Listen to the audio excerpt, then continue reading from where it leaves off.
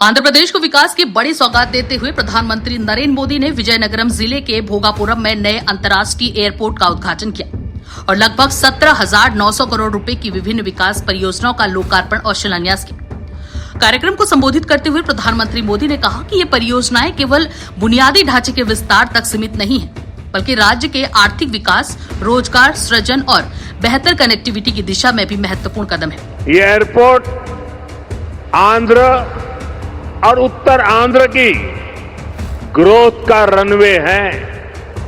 ये आंध्र के युवाओं के बेहतर भविष्य का लॉन्च पैड है। मैं आंध्र प्रदेश के लोगों को, देश के लोगों को बहुत बहुत बधाई देता हूं। उन्होंने कहा कि आंध्र प्रदेश तेजी से विकास के नए आयाम स्थापित कर रहा है और केंद्र सरकार इस यात्रा में राज्य के साथ मजबूती से खड़ी है।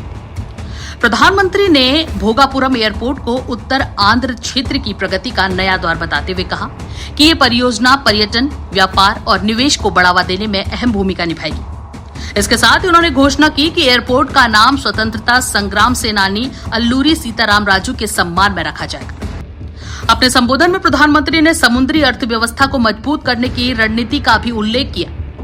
उन्होंने कहा कि आंध्र प्रदेश के तटीय क्षेत्रों में बंदरगाहों के आधुनिकीकरण और नई परियोजनाओं के जरिए आर्थिक गतिविधियों को नई गति दी जा रही है। प्रधानमंत्री मोदी ने भविष्य की तकनीकों पर जोर देते हुए कहा कि सेमीकंडक्टर और हाई टेक उद्योग भारत के विकास के नए इंजन बनेंगे और इसी दिशा में विशाखापट्टनम में विकसित की जा रही सेमीकंडक्टर परियोजना को उन्होंने युवाओं के लिए नए अवसरों का माध्यम बताया। कार्यक्रम में आदिवासी संस्कृति की भव्य झलक भी देखने को मिली।